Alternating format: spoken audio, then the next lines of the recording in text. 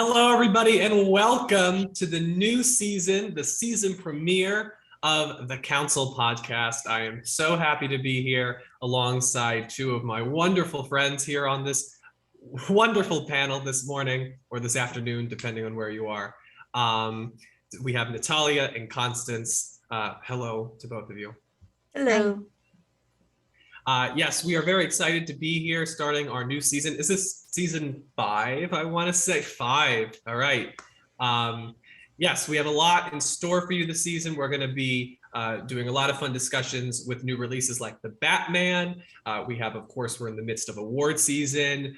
We hope to bring back the Blue Ribbons and give our kind of picks for what we thought was the best in film for 2021. We're doing a little later this year, allowing our panelists the chance to see a lot of these awards contenders, but a lot in store for the season. We're very excited to be here.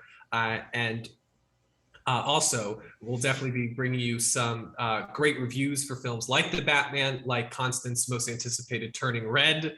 It may go to Disney Plus. We'll be here reviewing it all the same. And then, you know, a couple more. Maybe we'll throw in a Secrets of Dumbledore in there, some Harry Potter action. There's a lot that's going to be released. And maybe we'll get into some television. There's been a lot of interesting television shows coming out. But today we're going to be talking about a recent film from Guillermo del Toro, Nightmare Alley, which I believe we've all gotten the chance to see, right, Constance? Constance. So we're going to have to sell Constance on maybe seeing this or not. We'll see where we fall. But this is the new film from Guillermo del Toro. And then also we're going to get into a little discussion about biggest Oscar mistakes, given that when you're listening to this, the Oscar nominations came out yesterday. You know more than we do in the current time because we're recording this on Sunday. In the past. Yes, in the past. So we're going to talk about some of the big Oscar mistakes, given the nominations are this week, and also the fact that I feel like Natalia may be positive on this movie, but Nightmare Alley probably isn't going to get a lot of attention, and therefore it might be a mistake that it doesn't get in, especially for a lot of the craft categories if it misses there. So Natalia, I'll kick it to you. Would you like to introduce Nightmare Alley and your thoughts on the film? Yes. I ended up watching it over the span of 2 nights. I think we started on Friday and we finished it Saturday. Yeah. We were very sleepy by the end of Friday night. We got a little over halfway through, and when I saw where we stopped and I saw how long we had, and we were a little over halfway, I was like, you know what? I feel like some stuff is like missing. I feel like there's like a little bit more that could be, you know, like I didn't feel like we had watched this much of the movie. But then I finished it. I was like, you know what? Yeah, that tracks. I feel like especially at the end, are we doing spoilers? It's out on the streaming. I'm okay with you spoiling it for me. Let me put it that way. Let's start non-spoiler, and then if we have to allude to spoilers, we will. Yes. I feel like the end worked out really well. I'm just gonna leave it like that. I saw it coming and I was really satisfied with how it got there. Overall, I think the cast is really good. I don't know. I feel like in the beginning when I was watching Bradley Cooper and everyone kept calling him kid, I was like, this is weird. That's a 40-something-year-old man. That man is in his late 40s and everyone's like, kid. But I was like, this is weird. But I don't know. The more time went on, I was like, yeah, sure, I guess. But yeah, I really liked the cast. Cate Blanchett being very sexy. She was there for not a whole lot of time, but she did make a really good impact. I liked Rooney Mara. I wanted a little bit more of her. I can't really tell in what aspects, but she was good. I liked her a lot. It was funny because Hannah and I earlier that Friday we had watched The Book of Life, and then we watched this right after, and I was like, oh wow, a Guillermo and Ron Perlman double feature back to back with the two most different movies in the world. But it was really great to see that range. Who else? What else? Fulanita. What's her name? I Colette? can't remember her name. Yeah, she was good. I liked her a lot. She was really good. I liked her a lot. She was really good. And her with Pete, their relationship was just like so good, but it was also kind of like empty a little bit. And you really felt that a lot. Um, yeah, yeah. Good cast. Very pretty to look at, even though you couldn't really see it a whole lot of times because it was really dark, but it was really good. I love the noir. Noirs are very sexy for me. And it hit all the boxes. It checked all the boxes. Your turn. Yeah, so I saw this film not as fresh as Natalia. I saw it about 2 months ago, and I was intrigued by the film. I think that would be the correct adjective.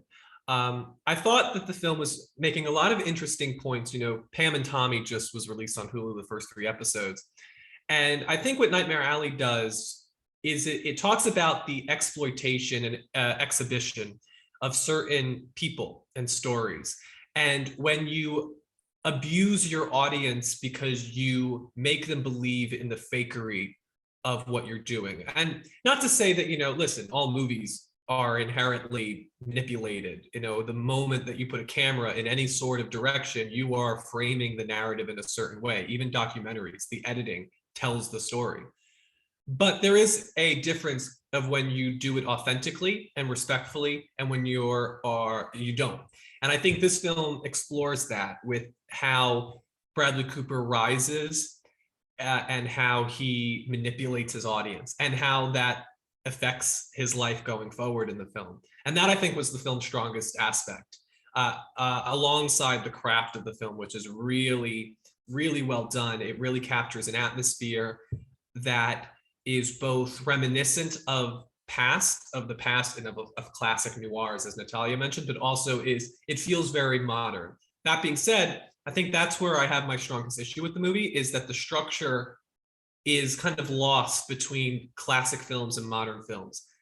Personally, I would have preferred that the first scene is the scene that happens about 45 minutes in when we meet Cate Blanchett and Bradley Cooper's doing that performance. Because there are things that happen with Cate Blanchett's character that I will not spoil. We're not going to spoil it because I feel like Natalia and I are the only two people who saw this movie. So, go check it out. It's on Hulu and HBO Max in the States. I don't know about abroad, but check it out. I definitely think, even despite some of my issues with the film, I definitely recommend that you see it because it is very different. And I appreciate Guillermo del Toro's vision to make films like this. But that being said, there's things that happen with Cate Blanchett's character that would have hit harder and made more of an impact if she was introduced earlier in the narrative. She comes too late, I think, to make the impact that del Toro wants her to make, despite Blanchett being a dynamite actress. So what I would have done is that the film is essentially broken into two. You have a circus section at the beginning, that's the first 45 minutes, and then the second half. And I would have had the circus be peppered throughout in flashbacks, because structurally, I'm not feeling the same emphasis and impact, as I said, with the way the film is conceived. That being said, the cast does an extraordinary job. I think this is one of Bradley Cooper's best performances. The last shot of this movie, I mean, I'm hoping he gets in for Licorice Pizza and Best Supporting Actor, but he honestly should be maybe in contention for Best Actor, because that last shot was like one of the best acted shots of the year and one of the best acted shots of his career. It's really well done, especially once you realize what they're doing with him. In getting to the last shot, you're like, okay, del Toro. It, of course, looks beautiful. The score by Nathan Johnson, who I believe is Rian Johnson's brother. He was a late addition. It was going to be Alexander Desplat, but he came in at the last minute, did a really nice job at the score. And yeah, I just think that overall, there are a lot of really cool scenes here too. Like there's a scene when Bradley Cooper is trying to pitch a new circus act with Rooney Mara being like electrified. And like it's fun to watch him develop that. So it's a movie that, even though I don't think it hits a home run, but I think it gets on the base. And I think it will leave you with at least interesting thoughts to ponder, which I respect. Other than some other movies this year, a lot of movies this year that were sure more traditional and didn't take as many risks, but I didn't remember them. They didn't leave anything. Where I feel like at least this movie, with that main question about like the exhibition and the exploitation of stories and your audience, that was really interesting to ponder. And I think the movie does an adequate job of exploring that idea. So yeah.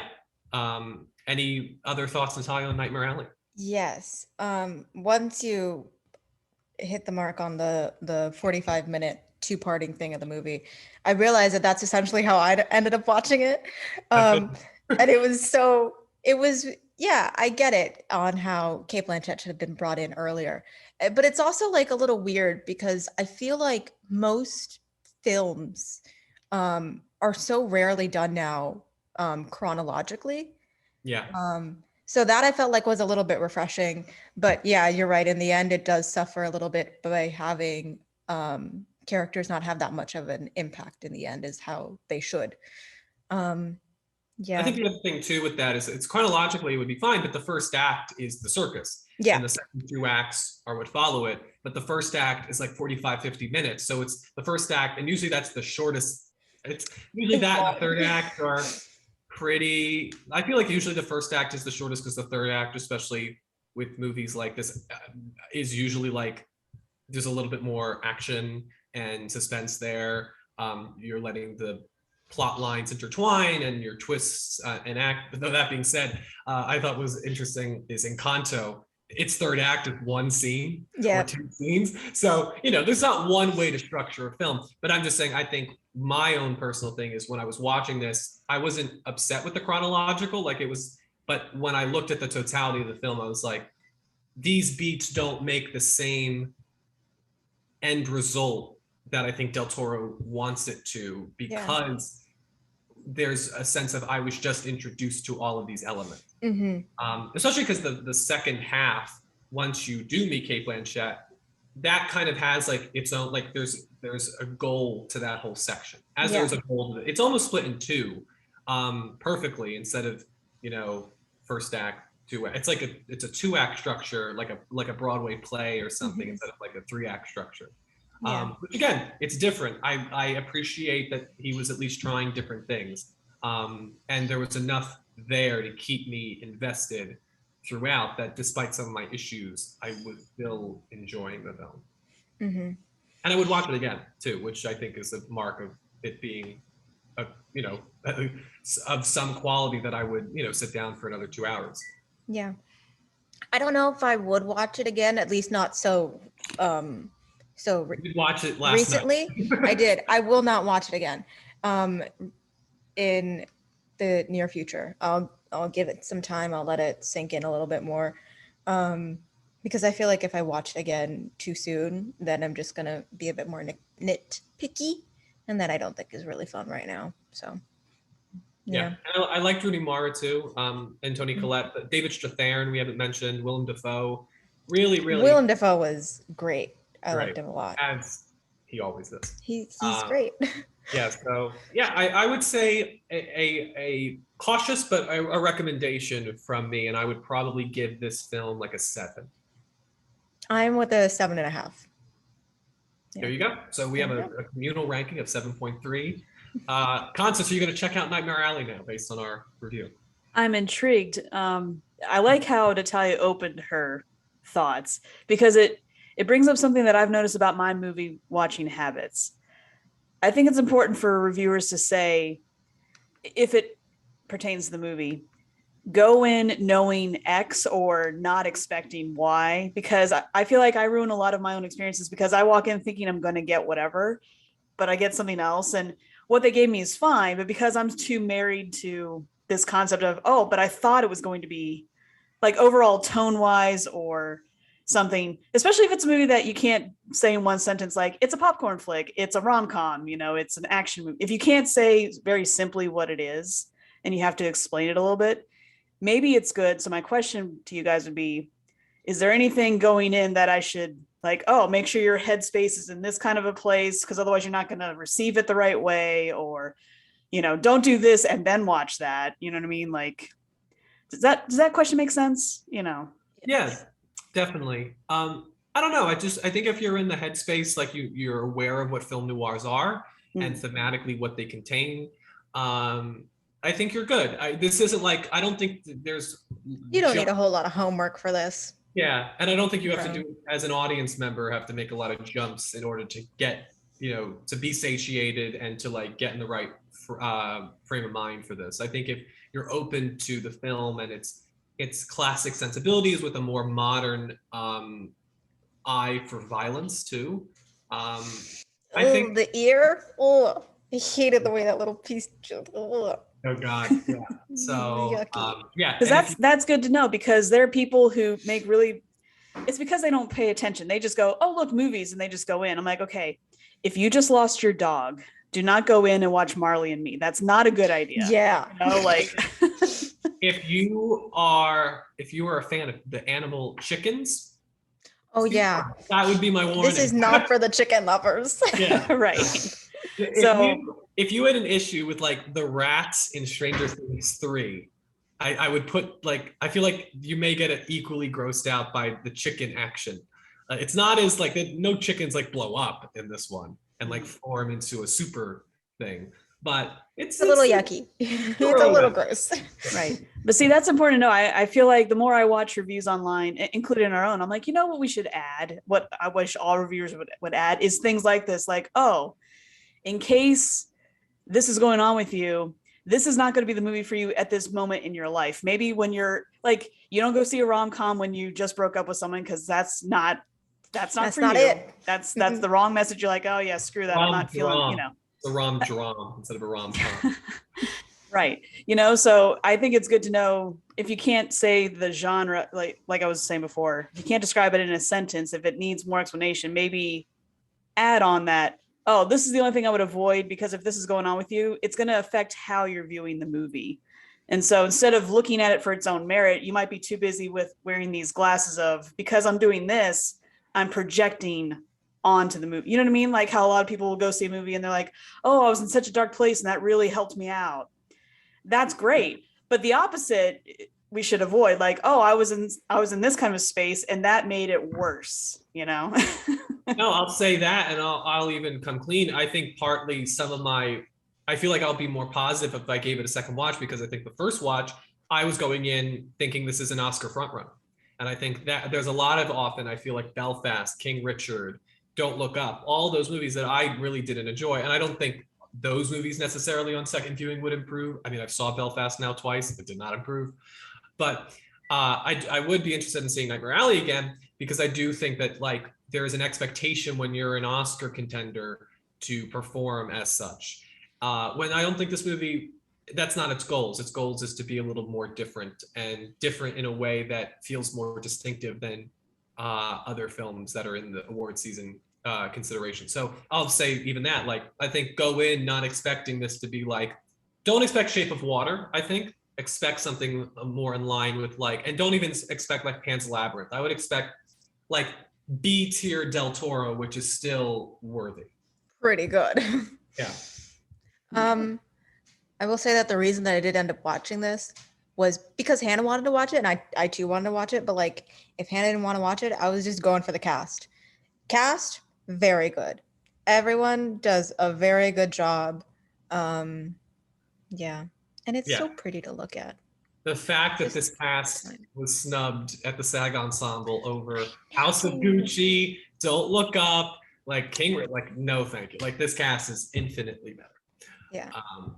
So, given that Nightmare Alley hasn't really been performing at the same level as other awards contenders, as The Shape of Water, Guillermo del Toro's last film, we thought it would be a fun conversation to talk about what are some of the biggest Oscar mistakes. These could be nominations that weren't given, or upsets in the wins. So we're going to throw it to Constance first. And by the way, we all Green Book and Crash. We're aware those are the easy answers. We're going to move to a more interesting discussion, more personal picks, but we just want to put it out there. Those two, of course, are some of the two biggest Oscar mistakes. So Constance, what is one that really irks you, that you really wish the Academy would have had a second pass at? All right. Now, I did not go to school. I did not go to film school. I went to theater school, but I am a cinephile. I don't completely follow Oscars at the level that Jack and Antony do. Check out Jack's solo channel, by the way. But when people describe why this is important, why we should dedicate valuable time to YouTube, to making videos, to talk about these things, and you have this punch list of this is why we pause and give accolades and all this wonderful stuff, I am shocked to find things like Alfred Hitchcock not winning, because you are told, even though I didn't go to film school, I know enough people who did, and they're like, oh yeah, we have to study his films. You know, we watch him again and again and take notes on the craft and why he was one of the earlier influential of modern cinema, you know. So I'm surprised, you know, it's not like he only did 2 things and then disappeared. He did enough things where, you know, how people talk about your turn. It wasn't their turn yet. People like Leonardo having to wait a long time for his and that kind of stuff. It is surprising to me, because obviously you never know when their last one's going to be their last one. So you don't want to wait too long to reward good work. So all this talk about, oh, it just wasn't their time yet, like Glenn Close. It wasn't their time. I'm like, when is their time? Because you have other ingenue people who get it on their first go. They're really that good that it's like, oh, we're not going to make them wait. We're just going to give it to them now. So in terms of, if that's the point of view from the Academy, I would like them to restructure that if that's really how they go about, you know, rewarding individuals. Once you have a good body of work, don't let them go too long, because then you might miss them altogether, like with that one. And I'll agree with you. It's easy to pick on things like, what was it, Saving Private Ryan that lost to? Saving Private Ryan lost to Shakespeare in Love, and Pulp Fiction and That's Shawshank. so weird. Pulp Fiction and Shawshank lost to Forrest Gump, and then of course Brokeback Mountain lost to Crash, and then 2018 you had Roma and A Star Is Born, but more specifically you had Black Klansman and Black Panther losing to Green Book. Right. It's easy to jump on those trains. I totally agree with those things if you want to talk about individual movies, but I think the whole point of this is people are working hard going, I'm taking this project because this is my Oscar project. I'm trying to say something and I want the recognition. We'll reward that, especially if they're consistently good. I think it's weird to keep passing over it's not a lot of people. It's a longer list than it should be, but thankfully it's not too long. I do think they need to rethink the whole, okay, we keep putting them off. We keep nominating them, but then we don't actually give it to them.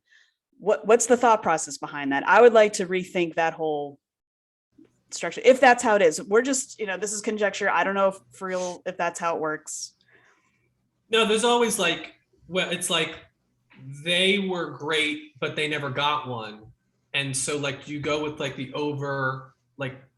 they're overdue, or do you go with the ingenue? Like, it's always tough. Like Olivia Colman, I think, was a really great win, and she's great, but it's like Glenn Close hasn't won yet, but it's probably a lesser performance. It's always, you know, it's crazy. I forget who said, I think Dustin Hoffman said this, that the only way to accurately like judge like for best actor is to have all 5 actors do Hamlet. Like, that's the only way to actually do Literally. this. Like, how, like, personally, like, I'm like, how do you pick between Bradley Cooper in Licorice Pizza and Cody Smith-McPhee in The Power of the Dog? There's such different performances that to grade them amongst each other is always like fruitless, I feel. But still, I think that there are certain choices they've made that personally, like, I find ridiculous. The biggest one for me, the most personal one for me, was Michael Keaton losing Best Actor to Eddie Redmayne. And no disrespect to Eddie Redmayne, it was a fine performance, but I think Michael Keaton's performance was so legendary, so unique. I think this is an example where this is somebody who I think has worked hard, and he's put in a great career. And I think this was and he even had another stage of his career that's still ongoing. We're looking forward to seeing him reprise Bruce Wayne in The Flash. But, you know, I just feel personally that this performance was so unlike anything I've ever seen. The way that he was kind of playing himself, but not really. He was pulling influence from his life. He was funny. He was dark. The monologues, the dialogue, the scene with him and Emma Stone yelling at each other, none of it felt saccharine. None of it felt pointless. There was so many choices he was making that were just so brilliant. And it was one that when he lost that, I just felt like it's so clear why I feel like Eddie Redmayne won. It's a very physically demanding performance, and you know, It's a he had biopic. a biopic. He had to get messy. It's a very traditional like female performance. Like he had to get messy, so he's now an actress. You know, which that's a whole other thing of like, you know, Anne Hathaway. If you like become a prostitute or you get ugly on camera, then you're gonna win an Oscar. Though I think she was the only good part of Les Miserables, which also had Eddie Redmayne. But yeah, I just, out of all the ones, if I could go back and change one, this is the one that I think mattered to me. I would love Michael Keaton to be an Academy Award winner, and I hope one day he still gets another shot. So now I'm going to throw to Natalia for her big Oscar mistake. Yes. I have two. One more recent and I just find pretty stupid, and the other one more personal. The first one is Chadwick Boseman, and I can see his face, but I can't see his name. Anthony Hopkins. Anthony Hopkins. I knew there was an H in there. That one was the dumbest freaking thing in the world, because I feel like the entire Academy was just like hyping up, and they were like, oh yeah, we're gonna sell him like NFT things of Chadwick Boseman's bust. And it felt like everyone was like so ready to just give out this posthumous win for him. And it was deserved. And then at the end, it was, I don't understand. And he wasn't even there. It was just, I don't, it was so bizarre. And like his family was invited and everyone was there. It was just so, it was terrible. And it was gross at the end when you were talking about it. Like, that was just. I'll say that was one of the worst moments. I think Anthony Hopkins still gave a great performance. So it's like, it's not like they gave it to like a horrible actor. Like it was a great performance. That being said, the way that they had it last, yes, I was just going to say capitalize on it. Everyone was like, we were like so ready. We were like, oh wow. Yeah. Chadwick. Olivia Colman didn't go up because she was supposed to accept it on Anthony Hopkins' behalf, and she had a speech prepared for him, but she didn't get to go up. So that whole, I will grant you that moment is one of the worst mistakes the Oscars ever made. Yes. Even if I'm not entirely, as much as I think Chadwick Boseman deserved that Oscar, I don't think Anthony Hopkins having it is the worst thing in the world. But the moment, the way it was produced, the moment, very bad. Yeah. Ugh, it's weird to not have movie last. So when they switched it, I was like, this is it. Why else would they make that call? They have to know. And then they didn't. It's like, I mean, it's just embarrassing, really. Yeah. Yeah. It is. And what was your other, Natalia? Was that my more personal, this is my personal pick. It's David Fincher. I absolutely love this man. I will say that I feel like David Fincher is like somehow everywhere in my life, because I am currently applying to a bunch of jobs, and I was looking at a bunch of old like papers that I did for school that I could put on my resume to like show off. And I was looking at all of these things, and I realized that I wrote about David Fincher maybe 4 times in 2 separate film classes with the exact same professor. And I was like, this is a really interesting thing. And then I looked at like one of these things that I wrote for him, and it was like, like best indie director. And I was like, I was looking at all of his filmography, and I was looking at him now again on Wikipedia, and I was like, wow, this man has never won anything. He's been nominated, but he hasn't gotten anything. That's kind of depressing. Maybe he should get something. I don't know. I just love the way that this man moves his camera. I find it really sexy. Everything is just like so timed and it's so perfect. It's just like, it's so satisfying to watch. Like, I feel like the closest way that I can get access to him is by like continuously rewatching Mindhunter and then wishing that there was another season of Mindhunter. But like, it's so perfect. It's so detailed and just like, I love it. I love it. Okay, that's it. And I think you would agree that The Social Network is the one he should have won for. Definitely. Because speaking of Les Mis, that was King's Speech won that year. I mean, personally, like Black Swan probably would have been my pick, but I think either one would have been worthy. But again, they love a biopic. They do. And as far as your David Fincher writing on papers multiple times.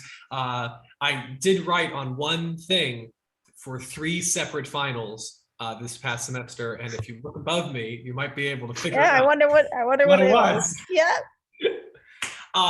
Anyway, before we go, I want to end on a positive note, so I'm going to throw this out to the panel. What's one Oscar win or nomination that you are probably the happiest about? I'll give you a little second to think about it. I'll go first. And it doesn't have to be like one of the, the most popular picks. It could be a personal one, but that way we end on positivity. I'm going to go with Spotlight for Best Picture. This is one that Spotlight is one of my top 10 favorite movies of all time. And I really love that this movie won. It's not your typical, very stylistic film, but it was so well done in terms of truly allowing the integrity and the dignity of the story and its true life counterparts take the focus. It's not distracting with stylism to try and pull attention to the director or writer, and I really respect that. The cast is extraordinary. Michael Keaton, Rachel McAdams, Mark Ruffalo, John Slattery, Leah Schreiber, Stanley Tucci, all really great. And so I just love that movie won because, listen, I would have loved if Mad Max won, and there were a lot of other great films that year, Inside Out or The Force Awakens. But the fact that a movie like Spotlight won I feel like it stands apart from a lot of the other movies that win Best Picture because it's not the biggest movie, but it leaves such an emotional impact and really reminds you what can happen when people do their job really well. That was an Oscar win that the more I look back on, I'm like, I love that won Best Picture. But of course, like Moonlight winning is so important. I'm glad that won, even though La La Land's my favorite movie of all time. And, Parasite meant a lot. So there are a lot of great Best Picture wins and a lot of great wins overall. But the one that I always look back on the most pleased about is Spotlight. So I'll throw to Natalia because I'm sorry. I laughed because I was looking at all of the Oscar wins and it said Oscar winning comedies. And the second movie to come up is Parasite. I find that hilarious. It's a dark comedy. It's a dark comedy, but it's right next to, it's in between Jojo Rabbit and Green Book. What in the hell? I would think Jojo Rabbit is the only one of those that is a comedy. It is. Oh my God, this is hilarious. So I don't have anything right now, but I just find that really funny. Do any come to mind, Natalia or Constance? Any ones that you were happy? Constance, you have one maybe while Natalia is looking through her comedy. Yeah. I was just trying. I was trying to fact check something, so I'm not going to speak on this because I don't want to say it, and then I look it up later and I'm like, oh, that's not right. So this is a nebulous kind of thing. I'm older than the other panelists.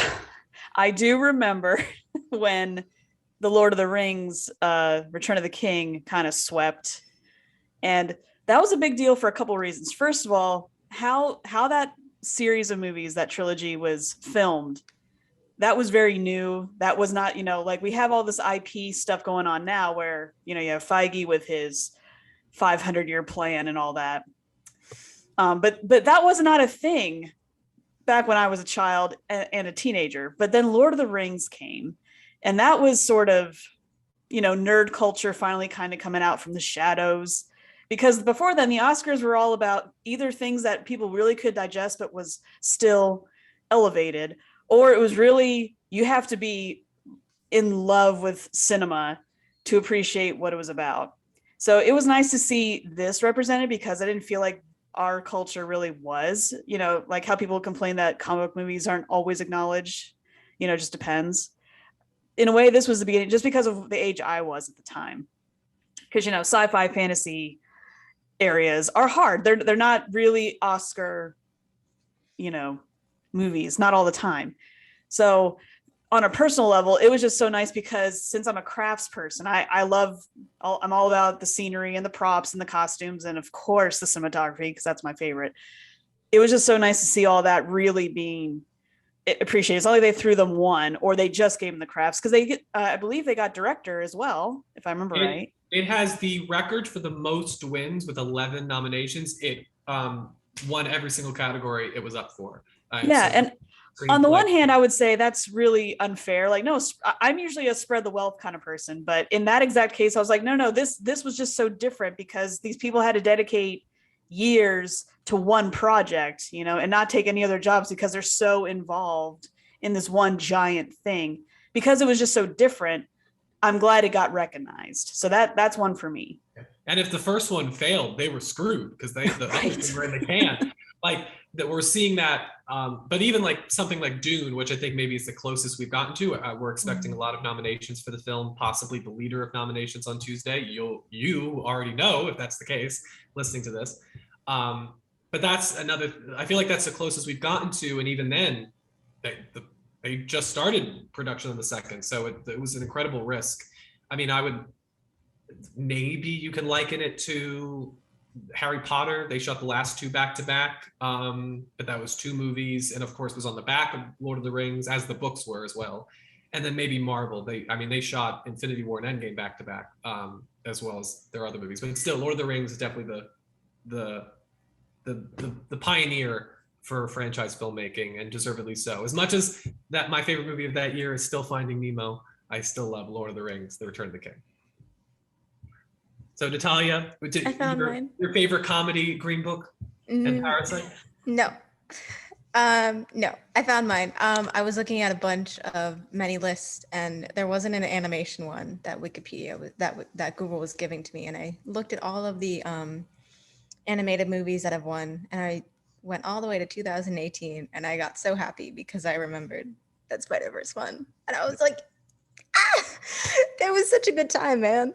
Like that was the best, and that reminds me that I am very excited for what is coming. Oh, it's so good. It's so pretty, and it's just like, it's so real, but like, not. It's and rewatchable Spider-Verse. too. One of the most Very rewatchable animated superhero Spider-Man movies. Yes. And the cast, speaking of massive cast that we love, that cast. Yeah. Catherine Hahn, a Doc Catherine Ock Hahn. for the ages. We've never had a bad Doc Ock on screen. Mm-hmm. By the way, you just reminded me with your Marvel thing. I just want another snub that I would have said is Robert Downey Jr. for, first Iron Man, but I would have probably nominated him for Best Supporting Actor for Endgame. I find that to be one of the most influential performances of all time. When you look at like the last shot, spoiler alert for Avengers Endgame, for the one person who's listening to this who hasn't seen it, but when you're going through that funeral shot and you're like, those people are all there because of him and that first performance he gave in Iron Man, I just find he did things with a performance that people never thought. And I just read the biography, The Story of Marvel Studios, which is the 500-page tomb of the history of the company. Everybody who was interviewed talked about how Robert Downey Jr. influenced them to join this. So as far as honoring a performance, I definitely think he was one of the 5 best for either 2008 or 2019. The sad part was that both of those years he was up against a Joker, and that probably took all the comic book attention. Ripped. It's like every time that somebody drives somebody, Spike Lee loses. Every time that somebody's the Joker, Tony Stark doesn't get nominated. But anyway, sorry. Anyway, I want to keep it positive, so I just wanted to throw that last one out there. I'll just close with the Moonlight again. I think as much as I love La La Land, it's my favorite movie of the year. Moonlight's win was so important, and the fact that it won, despite the craziness in how it won, I still think, hey, people will remember that Moonlight won Best Picture. I think That's more true. than maybe it would not have. So I'll throw that one out there to end on a positive note. Thank you both for joining us today, and to all our listeners out there. Natalia, Constance, where can they find you? What's my Twitter? I say I'm on Twitter, but it's my name. It's like Constance St. Louis. I'm on Twitter. I like the council. So it's like, who's following the council? I'm following this. So you can follow me through the council. Yeah, at the council pod. Yes, the council pod. I'm on Twitter. I'm at the Brown Lesbian. It's everything you need to know about me. I'm brown and I'm gay. That's it. Short and sweet. That's how we like it. Yeah. Hashtag saved Daredevil. Daredevil saved. Daredevil saved. Yes, I am at Antony_post on Twitter, and I think Instagram, and also on Letterboxd. Come follow me on Letterboxd. I make a lot of lists. He thinks he's on Instagram. He doesn't know. I know I'm on Instagram. There's so much uncertainty. I think, that's my handle. It's just it's lowercase because Instagram doesn't let you do uppercase. At least they didn't let me do an uppercase. That's so handle. rude. Yeah, That's Antonyist. That's Antonyist. But yeah, follow me on those places, and also follow the Council Pod. Follow us on Twitter and Instagram. And also make sure to check out the YouTube channel in case we do any YouTube exclusives. Yeah, we're in for a really fun season. This was a really fun discussion with you guys, and we're hoping that we get more of our panel in the weeks to come. I'm sure for the Batman, we'll get the whole freaking group together. So excited. But yeah, we're a month away. We're a month away from the Batman. So that's definitely going to be, it's going to be an exciting season. Make sure you stay with us, and we'll see you all next time. Bye, everyone. Bye.